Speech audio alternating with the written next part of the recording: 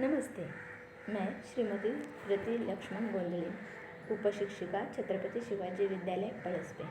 तो आज हम हिंदी के पाठ्यक्रम को शुरुआत कर रहे हैं।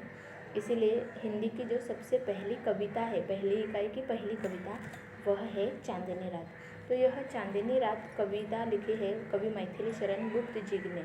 तो सबसे पहले हम उनका परिचय देखते हैं।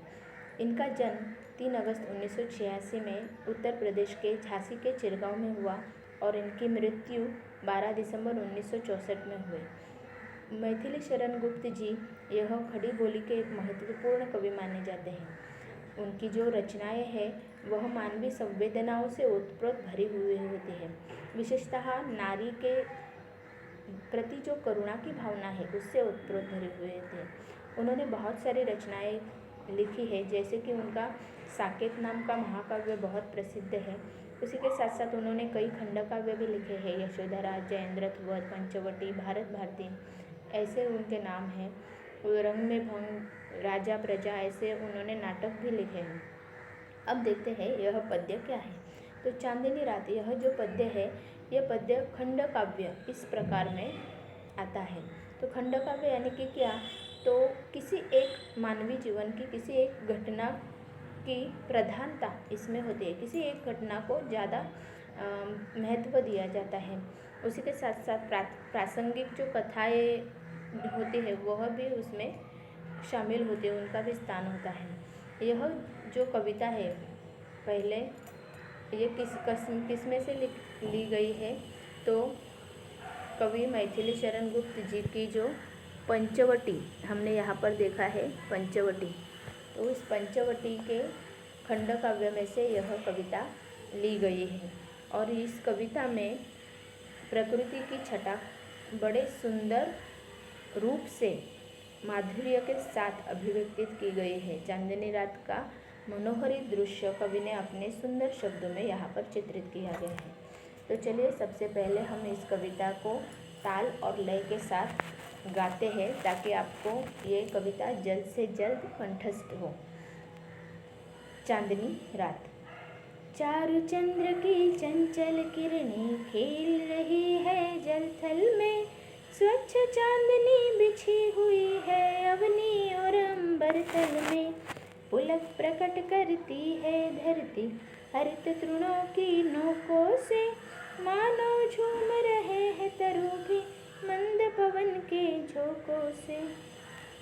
क्या ही स्वच्छ चांदनी है यह, है क्या ही निस्तब्ध निशा, है स्वच्छंद सुगंध गंध वह, है स्वच्छंद सुमंद गंध वह, निरानंद है कौन दिशा। बंद नहीं अब भी चलते हैं नियति नट के कार्यकलाप, पर कितने एकांत भाव से, कितने शांत और चुपचाप।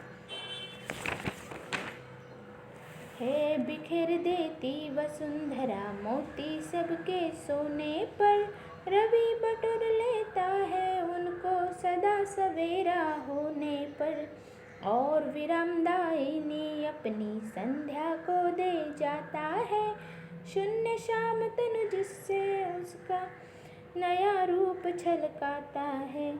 पंचवटी की छाया में है सुंदर पर्ण कुटीर बना, उसके सम्मुख स्वच्छ शिला पर धीर वीर निर्भीक मना। जाग रहा यह कौन धर्नु, जबकि भुवन भर सोता है, भोगी कुसुमायुध योगी सा बना दृष्टिगत होता है। कुछ इस तरह से यह कविता हमने देखी। तो अब हम इसका अर्थ देखने जा रहे हैं। सबसे पहले इस कविता का जो पहला चरण है, इस पहले चरण के बारे में हम अर्थ देखते हैं। तो कविता का पहला चरण कुछ इस तरह से है कि चारु चंद्र की चंचल किरणें खेल रही है जलथल में, स्वच्छ चांदनी बिछी हुई है अग्नि और अंबर तल में। यानी कि इस कविता के चरण के माध्यम से कवि हमें से कहना चाहते हैं कि चांदनी रात में आकाश में सुंदर चंद्रमा शोभायमान है, उसकी चंचल किरणें झिलमिल झिलमिल करती हुई अटखेलियाँ कर रही है। ऐसा लगता है जैसे वो जल और थल, थल यानी कि ज़मीन, तो ज़मीन और पानी के साथ खेल रहे हैं, ऐसा कवि की कल्पना है। चंद्रमा का जो निर्मल प्रकाश है वो पृथ्वी पर और समूचे यानी कि सब पूरे नभमंडल में कुछ इस तरह से फैला हुआ है और उन्हें प्रकाशित कर रहा है। तो यह है कविता का पहला चरण। आगे का जो चरण है उसका हम अर्थ देखने जा रहे हैं। पुलक प्रकट करती है धरती। तो सबसे पहले पुलक यानी कि क्या? पुलक यानी कि जब हमें बहुत खुशी होती है तो हमारे शरीर में रोमांच उठते हैं, खुशी उठती है, तो उसे पुलक कहते हैं। और धरती यानी कि पृथ्वी। तो इस अवसर पर पृथ्वी इतनी खुश है, इतनी आनंदी है कि वह अपना आनंद किस प्रकार प्रकट करती है, अपनी प्रसन्नता किस प्रकार प्रकट करती है। तो जैसे हरित तृण, हरित यानी कि हरे तृण यानी कि घास, तो हरी घास की जो नोके हैं उनके ऊपर वह अपनी प्रसन्नता प्रकट करती है। जैसे कि जो सुबह जो पानी की छोटी छोटी बूंदें उन नोकों पर चमकती हैं, तो जैसे मानो कि वो पृथ्वी अपनी प्रसन्नता उसके माध्यम से प्रकट कर रही है। तो मंद मंद हवा के झोंके जो चल रहे हैं, उन झोंकों से पेड़ पौधे भी झूम रहे हैं और ऐसा लगता है जैसे कि वो भी पृथ्वी के साथ साथ अपनी खुशी प्रकट कर रहे हैं।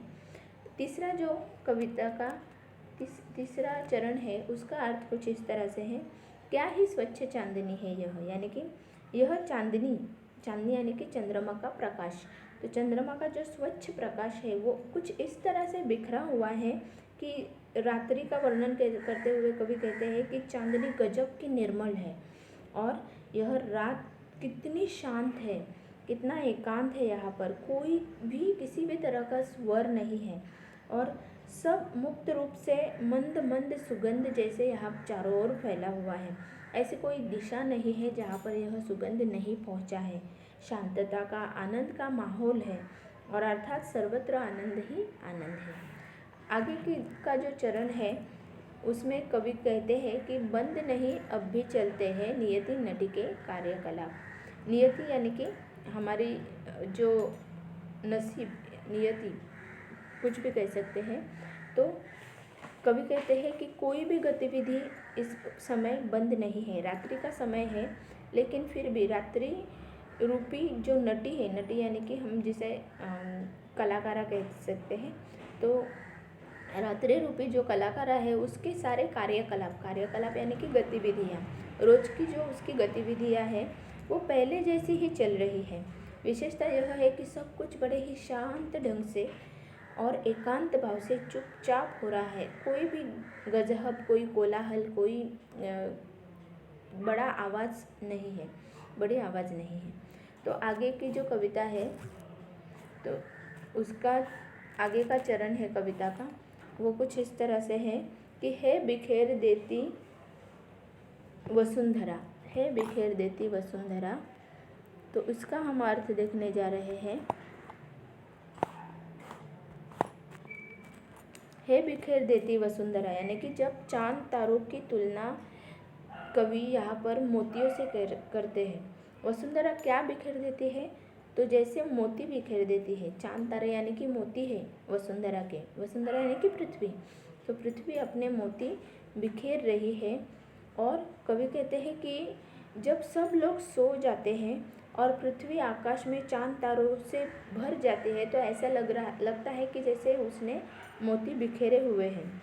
और जब सवेरा होता है तो ये मोती गायब हो जाते हैं, यानी कि जब सवेरा होता है तो ऐसा लगता है जैसे सूर्य इन सभी मोतियों को अपने साथ बटोर लेता है और अपने साथ लेकर लुप्त हो जाते हैं। वो चांद तारे गायब हो जाते हैं, अपने साथ लेकर चला जाता है। आगे का जो चरण है, और विरामदायिनी अपनी संध्या को दे जाता है। कवि कहते हैं कि जब सवेरा होता है तब ये जब चांद तारे सब होते हैं वो सूर्य अपने साथ बटोर लेता है, लेकिन जब शाम होने को आती है तो शाम होने के साथ साथ ये सभी चांद तारे यानी कि मोती जो है वो सूर्य अपने पास के मोती संध्या को यानी कि शाम को दे जाता है और संध्या को सौंप कर वो चला जाता है। अर्थात हमें फिर से चांद तारे आकाश में दिखाई देने लगते हैं। और इसी तरह से कवि कहते हैं कि शाम होने पर फिर आकाश चमकने लगता है और ऐसा लगता है कि फिर से ये मोती आकाश में बिखेर गए हैं। तो आगे कवि कहते हैं कि इससे क्या होता है कि रात्रि का जो कालिमा है, जो अंधेरा है, वो नष्ट हो जाता है और अपने नए रूप में पृथ्वी फिर से चमकने लगती है, झलकने लगती है। आगे का जो चरण है उसमें कवि कहते हैं कि पंचवटी की छाया में है। पंचवटी, पंच यानी कि 5, वट यानी कि वटवृक्ष। तो 5 वटवृक्षों की छाया में जैसे कि घास फूस और पत्तों के छप्पर वाली एक सुंदर झोपड़ी बनी हुई है। कुटीर यानी कि झोपड़ी, सुंदर झोपड़ी बनी हुई है और उसके सामने एक साफ सुथरी शिला है, ऐसे कवि कल्पना कर रहे हैं। और उस साफ सुथरी शिला पर एक योगी बैठा हुआ है, ऐसे कवि को प्रतीत होता है। योगी यानी कि निडर, एक निर्भर यानी कि निडर, ऐसा एक योद्धा विराजमान है उस शिला पर। शिला यानी कि बड़ा सा पत्थर, उस पत्थर पर वह बैठा हुआ है। और आखिरी जो चरण है उसमें उस निडर योद्धा का कवि कुछ इस तरह से वर्णन करते हैं कि कवि कहते हैं कि यह कौन है, जाग रहा यह कौन है जो रात के समय सब सोए हुए हैं और ये जाग रहा है। संसार के सब लोग सोए हुए हैं, ये धनुर्धारी कौन है जो जाग रहा है। और कवि कहते हैं कि यह कुछ ऐसा प्रतीत होता है, ये कुछ का भोगी यानी कि गृहस्थ, जो गृहस्थी चलाता है, तो यह भोगी कुसुमायुध योगी सा, कुसुमायुध यानी कि कामदेव जो भगवान है उनके जैसा यह सन्यासी कोई प्रतीत हो रहा है जो यहाँ पर बैठा है। ठीक है, तो इस तरह से यह कविता आज हमने देखी। आप इस कविता के प्रश्न उत्तर घर से